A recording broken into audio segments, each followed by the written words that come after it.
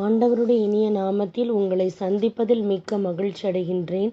நாம் இன்று தியானிக்க எடுத்திருக்கும் தலைப்பு நம்முடைய நல்ல மேய்ப்பர் இயேசு. தியான வசனம் யோவான் அதிகாரம் 10 வசனம் 11. நல்ல ஆயன் நானே, நல்ல ஆயர் ஆடுகளுக்காக தம் உயிரை கொடுப்பார். இந்த வசனத்தின் மூலமாக கடவுள் நமக்கு உணர்த்துவதை சிந்திப்போமா? கிறிஸ்துவுக்குள் பிரியமானவர்களே, இன்று நாம் தியானிக்கப் போகின்ற வசனம் யோவான் நற்செய்தி அதிகாரம் 10:11. ஒரு மேய்ப்பர் தனது ஆடுகளை மிகவும் நேசிக்கின்றார். ஒவ்வொரு ஆடுகளையும் அறிந்து வைத்திருக்கின்றார். ஒரு செம்மறி ஆடு வழி தவறும் போது தொலைந்த அந்த செம்மறியை தேடி கண்டுபிடித்து தன் மார்போடு அணைத்து வீட்டிற்கு எடுத்துச் செல்கின்றார். இறைவனும் நம்மை ஆடுகளாக தெரிந்து கொண்டுள்ளார். வேட்டையாடுகிற சாத்தானிடம் இருக்கின்ற ஆபத்தை அறியாத அப்பாவி மக்களாய் அவர் நம்மை எண்ணுகின்றார். ஒரு நல்ல மேய்ப்பர் ஆடுகளுக்காக தன் ஜீவனையே கொடுக்கின்றார். இயேசு கிறிஸ்துவும் நமக்காக தன் ஜீவனையே கொடுத்ததினால் அவர் நமக்கு நல்ல மேய்ப்பராக இருப்பார் என்று வாக்குறுதி அளிக்கின்றார். அவர் ஆடுகளை தண்ணீர் அண்டைக்கு வழிநடத்துகின்றார். ஆடுகள் சரியாக உறங்கி ஓய்வெடுக்காத ஒரு விலங்கு. ஆகவேதான் மேய்ப்பர் அவர்களை ஓய்வெடுக்கும்படியாக தண்ணீர் அண்டைக்கு அழைத்துச் செல்கின்றார். ராஜாவாகிய தாவீதும் ஒரு மேய்ப்பனாகையால் இதை அறிந்திருந்தார். ஆகவேதான் ஆடுகளைப் போல அமைதியற்ற நம் ஆத்துமாவிற்கு ஆண்டவர் எப்படி இளைப்பாறுதலை தருகின்றார் என்பதை அவர் விவரிக்கின்றார். ஆடுகளை பற்றிய ஒரு கதையை நாம் அனைவரும் கேள்விப்பட்டிருக்கின்றோம். ஒரு முறை ஓநாய் ஒன்று நீண்ட காலமாக ஆட்டு மந்தையை சுற்றி திரிந்து கொண்டிருந்தது.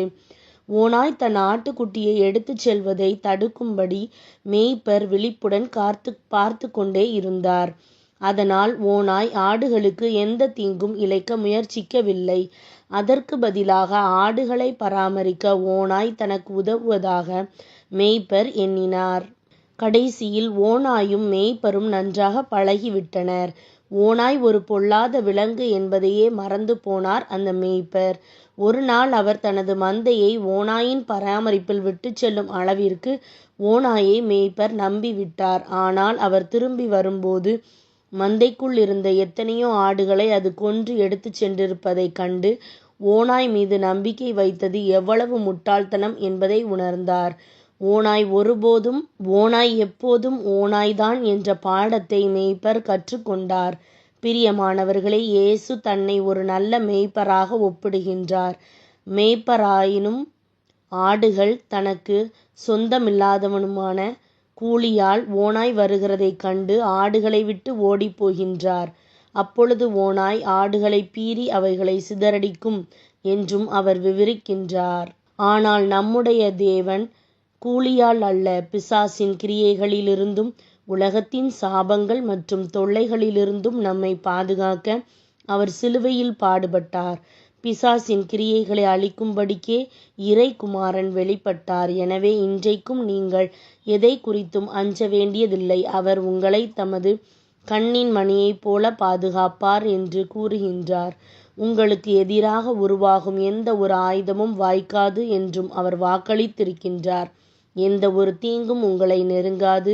எனவே இந்த வாக்குறுதிகளை பற்றிக்கொண்டு சமாதானமாய் இருங்கள். சிந்திப்போம், வாழ்வாக்குவோம். நாம் ஜெபிக்கலாமா? அன்பின் இறைவனே, நீரே என் நல்ல மேய்ப்பர் என்பதை அறிந்து கொள்வது என் இதயத்திற்கு மகிழ்ச்சி அளிக்கின்றது. இந்த உண்மையான சத்தியத்தின் பக்கமாக என் கண்களை திருப்பியதற்காக நன்றி. என் வாழ்வில் எதுவும் குறைவுபடாதபடி நீர் எனக்கு எல்லாவற்றையும் கொடுப்பீர் என்று நான் நம்புகின்றேன். நீரே என்னை பாதுகாப்பீர்.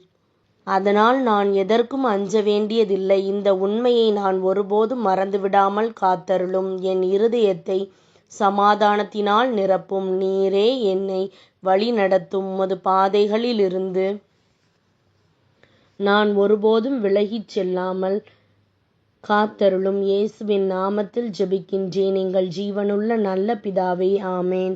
இந்த நாள் விசுவாசத்தின் நாளாய் அமைவதாக. Praise the Lord.